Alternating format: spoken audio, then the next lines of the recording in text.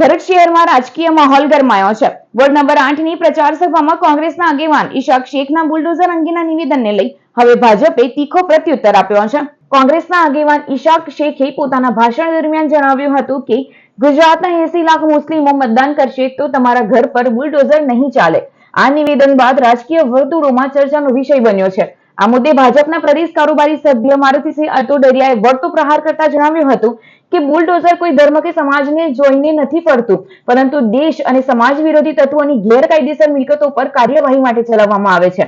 તેમણે વધુમાં કોંગ્રેસ પર નિશાન સાધતા કહ્યું કે આવા નિવેદનો કોંગ્રેસની માનસિકતા છતી કરે છે અને સમાજમાં ભેદભાવ ફેલાવવાનો પ્રયાસ કરે છે। આ નિવેદનો બાદ ભરૂચની રાજકીય ગરમાગરમી વધુ તેજ બની છે અને આવનારી ચૂંટણીને લઈ આરોપ પ્રત્યારોપનો દોર તેજ થયો છે। કોંગ્રેસના યુસુફ રિઝવી કે જે વોર્ડ નંબર 8માં અમુક ચોક્કસ લોકોને સભામાં હતા ત્યારે બોલ્યા કે આ ગુજરાતમાં 80 લાખ મુસ્લિમ છે, જો 80 લાખ મુસ્લિમો કોંગ્રેસને મત આપે તો અહીંયા બુલડોઝર નહીં ફરે। મિત્રો, આ બુલડોઝર કોઈ જ્ઞાતિ કે કોઈ જાતિને જોઈને ફેરવામાં નથી આવતું।